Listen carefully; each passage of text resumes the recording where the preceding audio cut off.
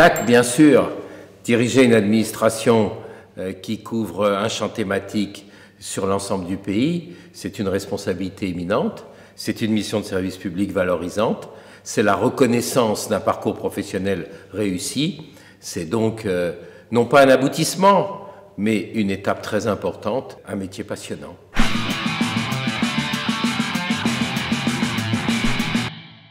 Là encore, DAC, évidemment. Vous savez bien que dans notre pays, les élites sont critiquées, probablement parce que la reproduction est trop homogène. Et donc, ouvrir la possibilité d'accéder aux fonctions dirigeantes à tous les agents publics, à tous les fonctionnaires, indépendamment de leur corps d'appartenance, du type de fonction publique, de la nature de leur formation et de leur qualification, c'est une exigence incontournable pour valoriser ces métiers dirigeants et pour donner du sens et de la légitimité aux élites publiques.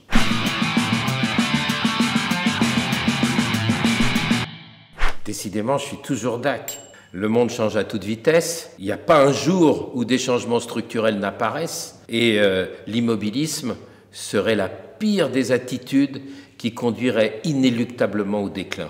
Alors les entreprises confrontées à la concurrence savent ce qu'est l'innovation et la nécessité de se transformer en permanence. C'est aux administrations de le faire également. C'est à l'action publique, c'est aux politiques publiques.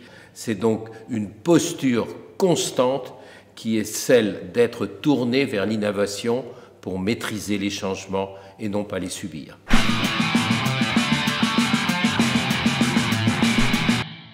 Moyennement DAC, pour une fois, le décideur, c'est l'élu politique. Et donc la décision appartient au président de la République, au gouvernement, au Premier ministre, à chacun des ministres.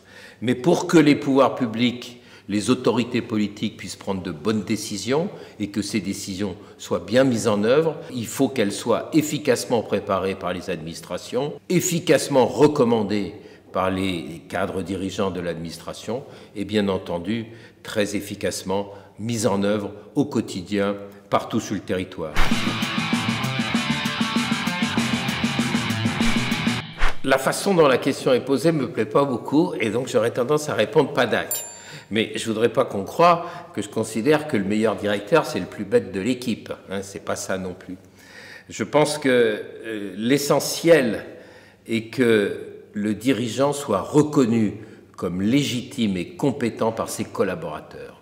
Et en ce sens, la question n'est pas de savoir s'il est le plus intelligent ou pas, mais s'il est le mieux reconnu et le mieux considéré par les équipes qu'il dirige.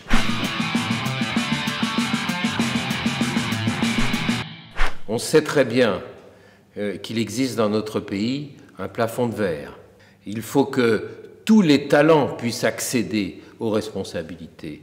Et ces talents sont également partagés, quel que soit le sexe, quelle que soit l'origine, quel que soit le quartier d'habitation, quelles que soient les façons de penser et les choix personnels. Et donc il faut absolument veiller à ce que les dirigeants administratifs soient à l'image du pays. Et à l'image du pays, c'est autant de femmes que d'hommes, c'est issu de partout sur le territoire, de toutes les catégories socio-professionnelles. C'est donc une action de fond, c'est pas simplement dans la nomination des cadres dirigeants, c'est dans la préparation et dans les parcours professionnels, dans les formations que l'on doit permettre à chacun, indépendamment de ses caractéristiques, d'accéder à ces fonctions de dirigeant. Donc non, ce n'est pas dépassé que de viser la parité.